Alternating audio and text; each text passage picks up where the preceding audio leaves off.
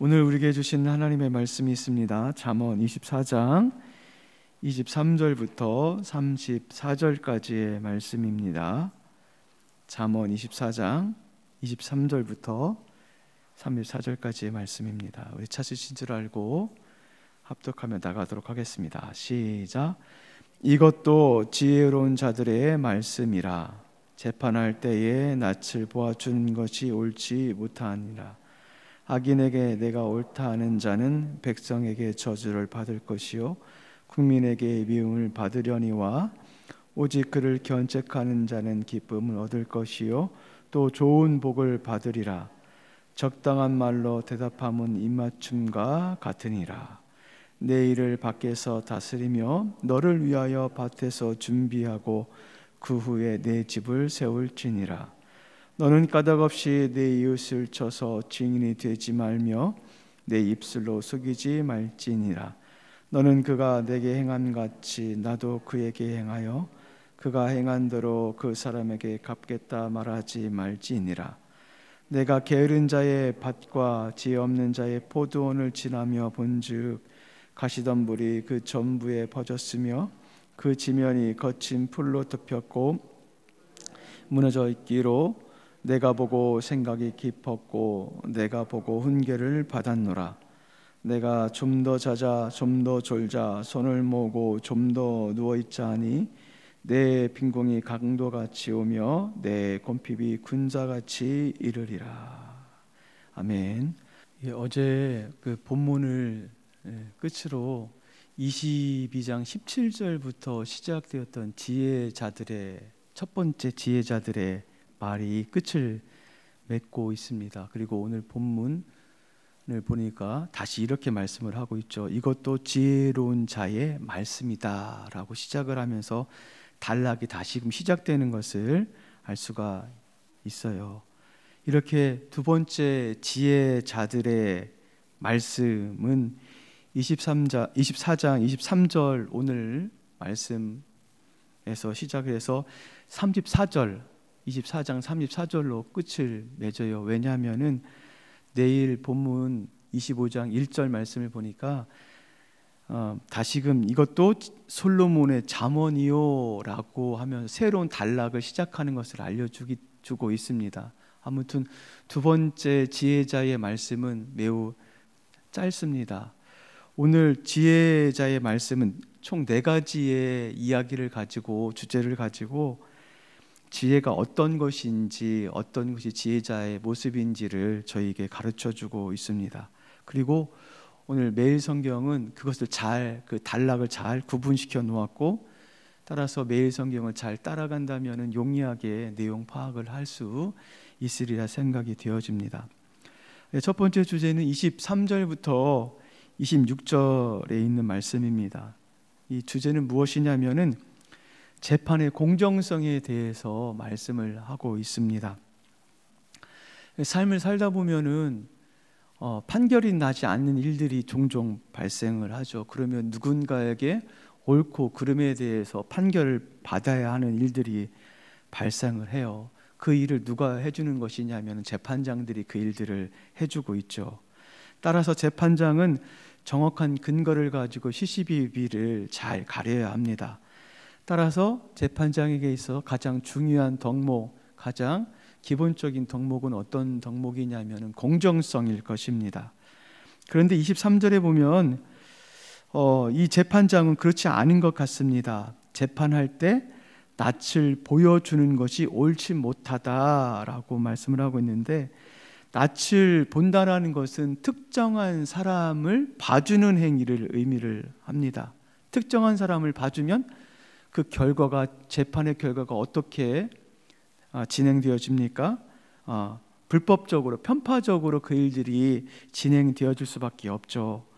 따라서 재판장은 특정한 사람을 봐주면 안 됩니다. 그리고 24절은 편파적인 재판을 하지 말아야 될 그 이유에 대해서 또 언급을 하고 있는데, 그 이유는 무엇이냐면 백성들로부터 저주를 받을 것이요 국민들에게 미움을 받는다. 당연한 일이죠. 백성들은 옳은 재판을 보기를 원하고 바른 재판을 보기를 원하고 법이 살아있고 법이 공정한 것을 보기를 원합니다. 그런데 악인을 옳다고 하면서 그릇된 재판을 하는 재판의 결과에 따라서 그 백성들이 그것을 공감하지 못합니다. 그러므로 백성은 그 재판장을 향해서 저주를 할 것이며 또 미흡게 생각을 할 수밖에 없습니다. 그런데도 불구하고 25절부터 26절을 보면은 공정한 재판장에 대한 평가를 이야기를 하고 있어요. 25절에 오직 그를 견책하는 자는, 여기서 그라는 것은 악인을 말합니다. 악인을 견책하는 자는 기쁨을 얻을 것이요 악인을 악인이라고 재판하는 자는 기쁨을 얻을 것이라고 말씀하고 있고 또 좋은 복을 받으리라 라고 말씀을 하고 있어요. 한마디로 말해서 공정한 재판, 공의로운 재판을 하는 재판장은 백성들로부터 칭송을 받을 뿐만 아니라 기쁨을 얻고 복을 받을 것이다 라고 말씀을 하고 있습니다. 여러분, 우리의 삶 속에서도 우리가 재판의 그런 법정 기관을까지는 가지는 않지만 수많은 상황 가운데서 판단을 해야 되는 상황이 벌어질 때가 있습니다. 역시 혹시 그런 상황 가운데 있을 때에 우리나라의 속담에도 가재는 개편이고 팔은 안으로 굽는다고 특정한 인물, 나와 관계에 있고 나의 유익이 되고 나에게 좀 잘해줬던 사람들에게 편파적인 그런 판단을 한 적은 없는지 한번 살펴보았으면 좋겠습니다. 저도 판단을 할 때 때로는 편파적으로 할 때가 종종 있는 것 같습니다. 저에게 좀 더 잘해준다던가 저에게 더 호의를 베푸는 사람에게 좀 더 관대하게 판단을 내리는 경우들이 종종 있습니다. 특별히 교회 내에서는 판단을 할 경우들이 많이 있는 것 같습니다. 그래서 여러분들께서 리더의 위치에 계시고 아니 그렇지 않다 할지라도 이 교회 내에서 판단을 하실 때 나와 친분이 있고 나와 관계가 있고 나에게 잘 대우해주고 호의를 베풀어 줬기 때문에 어떤 판단의 근거를 삼는 것이 아니라 우리가 옳고 그름의 정당한 공정한 그런 판단을 내리셔야 될 줄 알고 있습니다. 그렇지 않으면 많은 경우에 교회가 분란이 일어나고 많은 경우에 교회가 명예를 잃게 되고 또 사람들을 잃게 되는 경우가 있는 것을 알 수 있습니다. 그래서 지혜자는 어떤 자냐면 공정한 것을 최우선적으로 가지고 판단하는 자가 바로 지혜자입니다. 계속해서 27절에는 집을 세우기에 앞서 먼저 밖의 일을 먼저 할 것을 이야기를 해주고 있는데 이것은 무엇을 의미하냐면 일을 함에 있어서 우선순위를 정확하게 지키라고 하는 지혜자의 말씀입니다. 밖에서 이렇게 바깥의 일을 먼저 하고 집을 세우는 것, 이것을 현대적으로 표현하자면 결혼을 하기 전에, 가정을 세우기 전에 직업을 먼저 가지라는 그런 의미입니다. 특별히 여기 집을 세운다는 것은 가정을 세우는 것이고, 가정을 세운다는 것은 결혼하고 그리고 자녀를 양육하고 부모를 공경하는 사회적 책임을 지는 것을 의미를 하죠. 그렇기 때문에 그 가정을 세우는 것에 앞서서 직업을 가져서 그 직업을 통한 일정한 수익을 가진 뒤에 이렇게 가정을 세우라고 말씀을 하고 있습니다. 이것은 오늘날에도 아주 적법하게 잘 이루어지고 그것을 행해지는 것을 알 수 있습니다. 직업을 얻은 다음에 가정을 갖는 것이 지혜로운 자의 모습이죠. 계속해서 28절부터 29절은 이웃에 대한 보복의 마음으로 거짓 증언을 하지 말라. 이게 이웃이 있는데 보복하고 싶어가지고 거짓 증언을 하지 말라라고 알려주고 있습니다. 28절에 이렇게 말씀을 하고 있습니다. 너는 까닭 없이 내 이웃을 쳐서 증인이 되지 말며 내 입술로 속이지 말라. 까닭 없이 다른 말로 하면 개인적인 감정을 가지고 삐뚤어진 동기를 가지고 29절 말씀과 연결시켜 보면은 당한 것에 대한 보복 심리를 가지고 이웃에 대해서 거짓 증거를 하지 말라고 하는 말씀이죠. 29절에 그가 내게 행함 같이 나도 그에게 행하여, 그가 나에게 행한 것 같이 내가 당한 만큼 보복하고 싶은 마음이 지금 이 사람 가운데 있는 거예요. 그런데 그 행한 대로 갚지 말라, 내가 행한 대로 갚겠다라고 말조차 하지 말라라고 오늘 29절에는 말씀을 하고 있어요. 여러분, 우리는 당한 만큼 보복을 해주고 싶어요. 눈을 한 대 맞으면 눈을 때리고 싶고, 이빨이 한 대 부러지면 이빨을 부러뜨리고 싶은 것이 우리의 마음입니다. 아니면 이빨이 한 대가 부러지면 두 대를 부러뜨려야지 직성이 풀릴지도 몰라요. 그것이 우리 마음 가운데 있어요. 어릴 때 저희 둘째가 되게 착해요. 그래서 종종 맞고 와요. 그러면 저희 마음 가운데 어떤 마음이 있냐면, 자식이 한 대 또 때리고 좀 오지 라는 마음이 있는 것이 우리 마음 가운데 있어요. 왜냐하면 부모가 속상하기 때문에 그런 마음을 갖고 있죠. 그 보복을 하고 싶은 마음이 우리 가운데 잘 있는 것을 보게 됩니다. 그런데 오늘 성경은 뭐라고 말씀하고 있냐면, 보복하고 싶은 마음이 있지, 그럼에도 불구하고 그것을 말조차 하지 마라, 행동하지 말라고 하는 것이 아니라 말조차 하지 말라라고 말씀을 하고 있어요. 어제 말씀에 보면은 원수가 멸망하는 것을 기뻐하지 말라라고 말씀했어요. 오늘은 내가 당했는데 그것을 보복하겠다는 말조차 하지 말라요.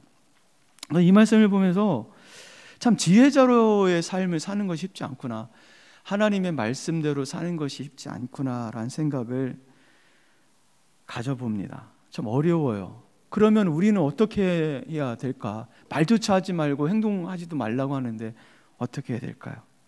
성경은 우리에게 어제는 원수를 사랑해야 된다고 했고, 오늘은 내 이웃을 내 몸과 같이 사랑하라는 주님의 말씀을 가지고 우리가 그것을 지혜롭게 행동해야 될 줄 알고 있습니다.